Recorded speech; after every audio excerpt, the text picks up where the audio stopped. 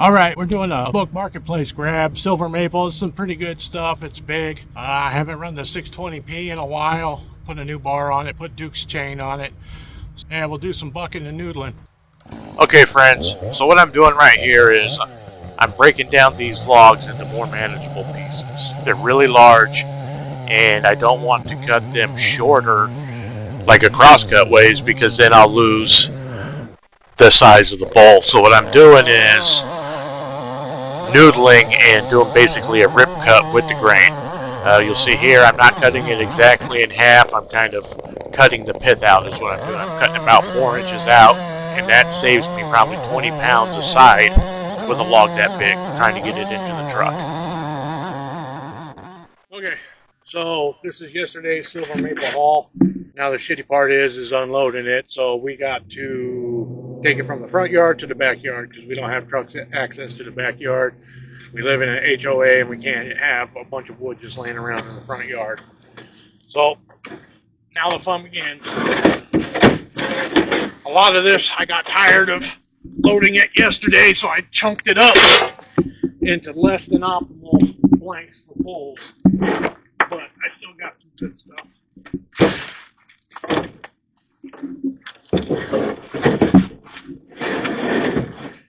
Okay, there's the main parts of that big feathered crotch right there. It'll be good stuff.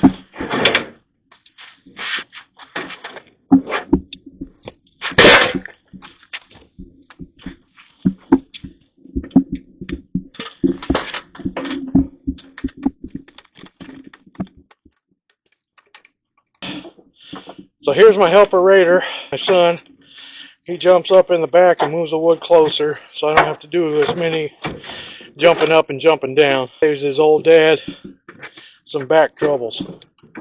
It's his favorite part of unloading.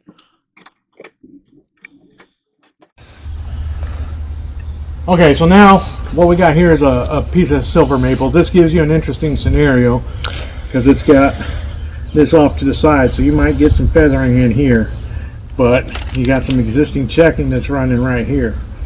So this would be way off centered anyways. I'm not going to sweat this. So we just go straight up. We'll mark it. You want to check the backside too, because sometimes these come through at a weird angle and your pith will be over here and you cut through here and you just wasted a bunch of wood because you didn't get the pith out anyways. So here's the center right here.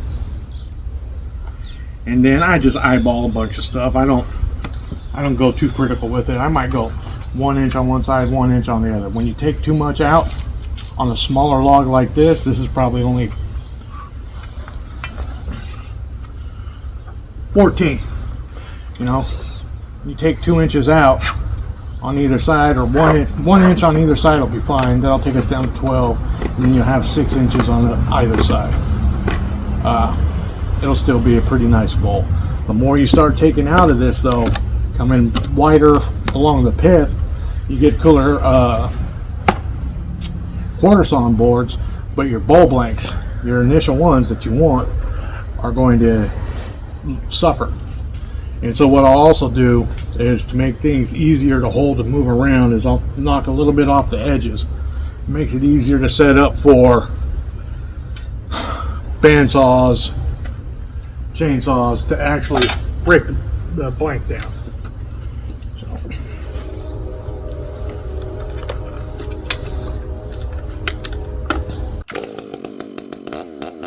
Okay, so right here I had a technical difficulty. I had forgot to retighten my bar nuts after I sharpened the chain, and it come loose. So that's what it is. We pan into a different angle. Well, actually, my wife started recording and taking over for my son. So that's why it looks a little bit weird, and I stopped. But basically right here, I'm just ripping the ends off the sides to give myself a flat working surface. It's safer that way, the way I do things. All right, so now I'm just going to guesstimate, an inch or so on either side of the pith and go from there. Move on, Cody.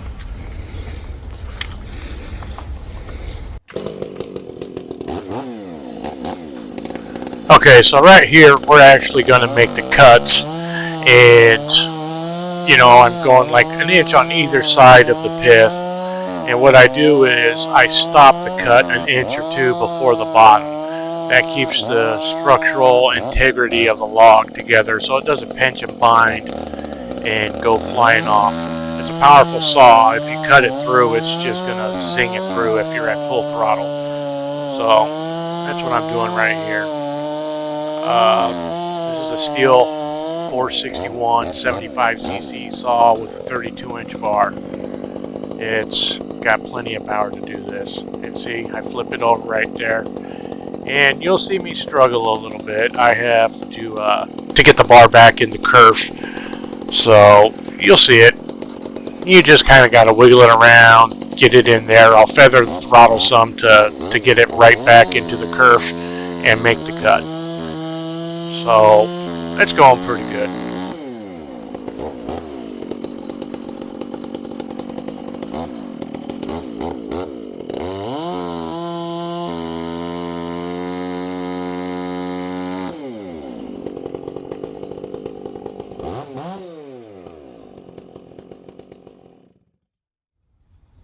All right.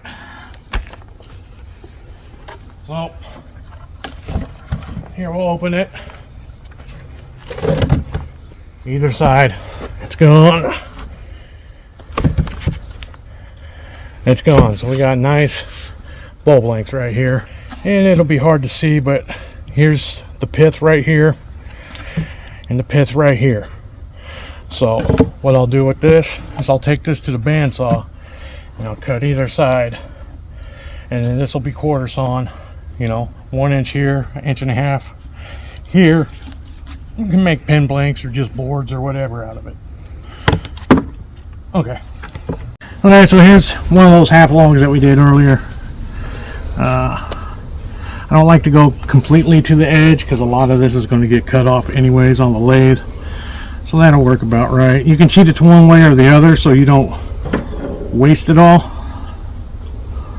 So we'll go there. That looks good. That looks good. So we draw the circle.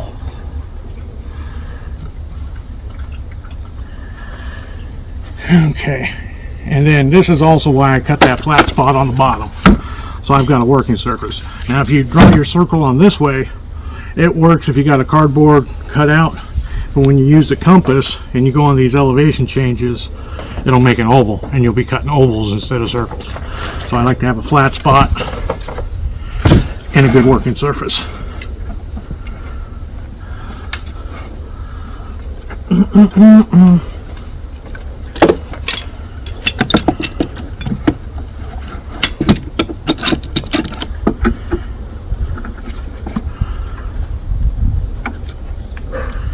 That's decent. Cody, you gotta move, boy.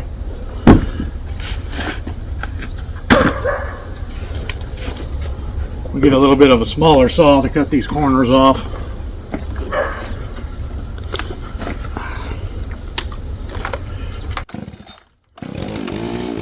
Okay, so you can see I've switched saws. I'm now using my Echo 620p. It's a 60cc saw with a 24-inch bar on it. So we're just knocking the corners off. I do a straight cut across there. You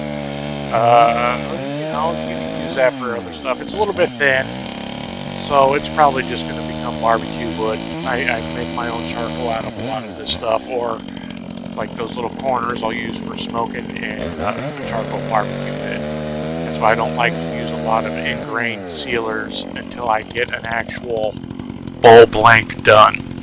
I'll cut slabs and stack them in the back and just let them do their thing, and I'll cut them extra long, and when it comes time to process them down, I'll cut a couple inches off.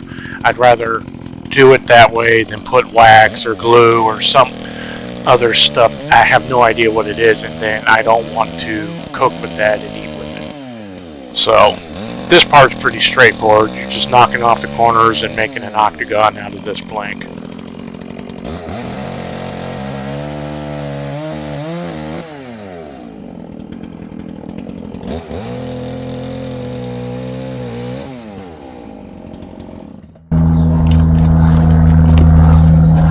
Okay, see, and so now we got roughly an octagon shape. That's good enough for me to get it on the lathe. This will probably typically be my bottom, so I'll just drill a woodworm screw hole through here, choke it up, and turn it away. It'll be a nice little bowl. Let me see what we got here.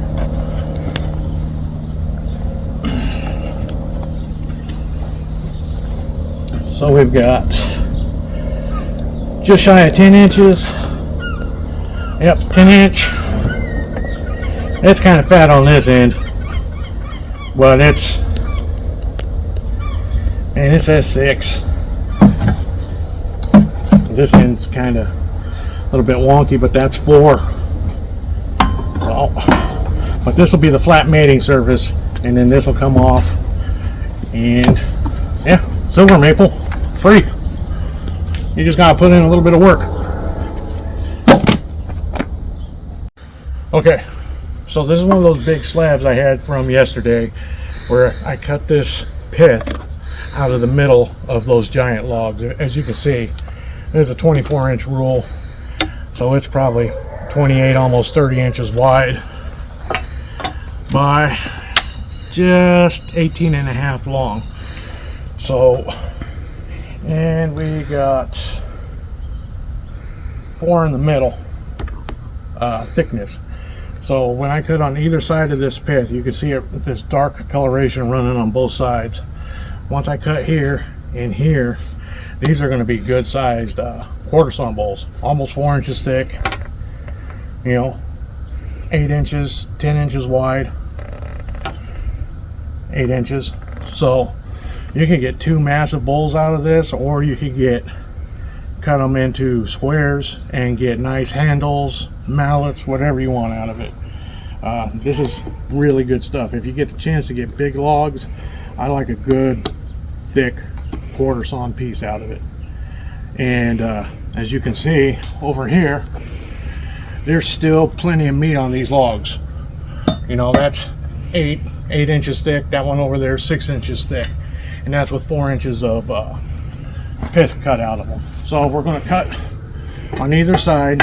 I do it with the chainsaw because it's too dangerous. Well, it's not too dangerous. My bandsaw doesn't have the capacity, so it's much safer for me in my situation to use the chainsaw. Watch out, Cody. You see there? You don't have to be wide open all the time.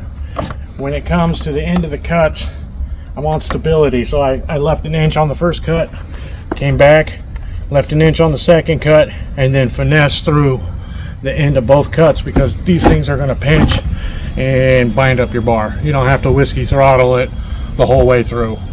So then there's, nice clean cuts, quarter sawn.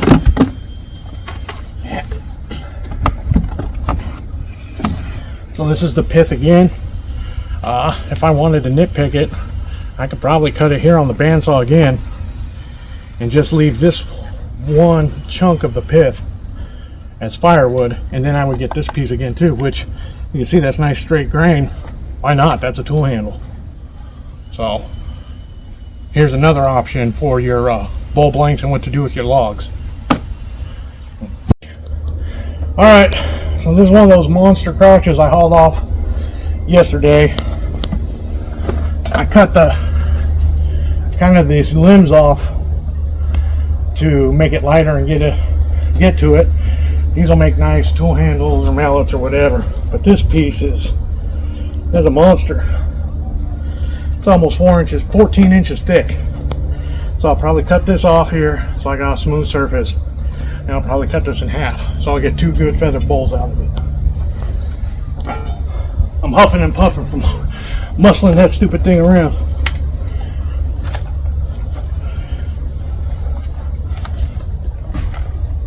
Watch out, boy. Cody, move. Okay, so on this last chainsaw scene, just before this one, I don't know what happened. I'm new to this editing, and I butchered it, and the actual chainsaw footage is gone. Basically, all I did was I ripped the pith out, and was talking about, uses for it for tool handles or quarter sawn cut bowls. So we're back onto this, and we're just cutting off this so I get a flat working surface.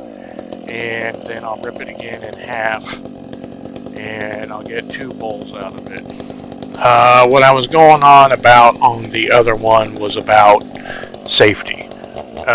What's good for you may not be good for me. We're all responsible for our own personal safety. If you want to be totally geared up, that's your prerogative and more power to you.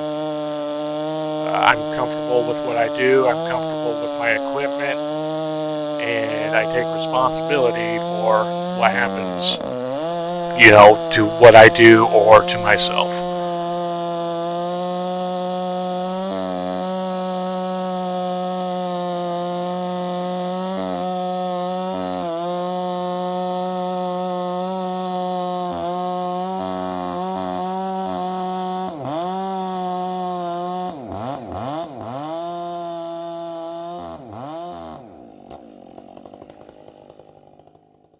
See, so this is some monster wood because that bar has a 32-inch bar on it, or I mean that saw has a 32-inch bar, and I barely cleared this. It's some big old wood, but it's worth it. I mean, look at this. I don't know if you guys can see this, but this feathering right here, off the charts. That's cool.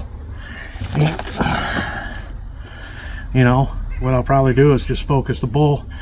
This inclusion here is kind of disappointing, but I'll make this the bottom of the bowl. Tenon will be about here, so I can turn this away while I'm making the tenon. And then we'll keep all this feathering inside the bowl. That'll be pretty sweet. And then, because the piece was so big, I get 2 of these big feathered bowls out of it. And then I could do small one here, small one here. Keep this as like, I'll cut it here. That's a nice ingrain chunk for little boxes or tops or something. You don't have to waste this wood. You can get tons out of it. If you got a chainsaw, a bandsaw, and just a little bit of practice, look at that cut though.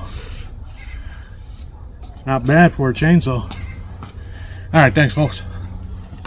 Yeah, I think we're gonna try, this kind of angles off and drops off, so we're going to try for down here. I don't know what this will do. We'll see.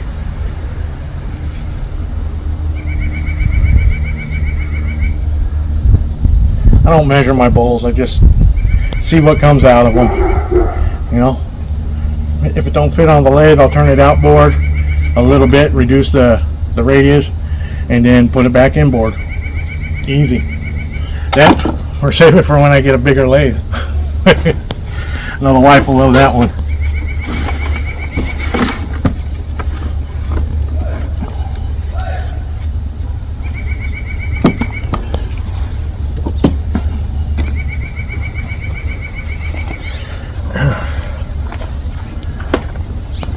So it's nice when your small saw is still a big saw.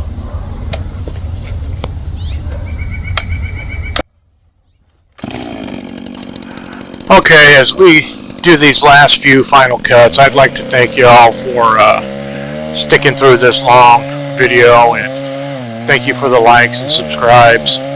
I'm trying to make better content. I've drafted my son and my wife into this, and they're going to help me with filming or editing, and get on board and help me out with some of this. I apologize for a lot of the earlier content that I put out there. I was trying to figure out YouTube, trying to figure out what works, what doesn't, what gets views, but this is more of the content I want to do.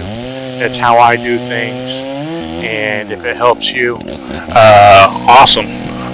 If you see some things that maybe you could help me with, please comment. I'll get back to you as soon as I can. I'm a busy guy. I work 50, 60 hours a week, and this is my hobby. But I would really like feedback and comments from y'all. And again, thanks for the likes. Please do subscribe and follow me. And I don't know. I can't say it enough. Thanks. Now see, I purposely didn't chew into this because I could cut straight across here, and this is still a big chunk of nice wood to work with.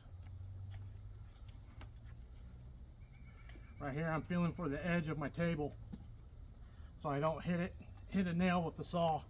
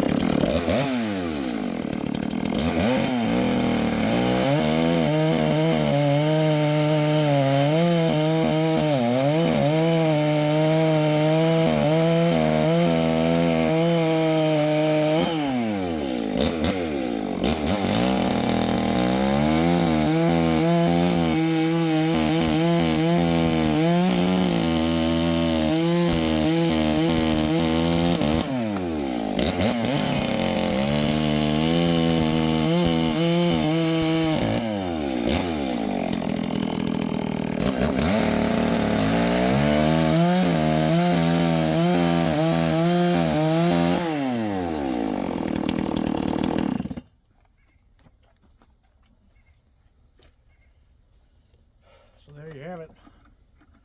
This is a nice big feathered bowl. This is good. Probably a good candidate for a coring, maybe. It depends on how much we lose out of this.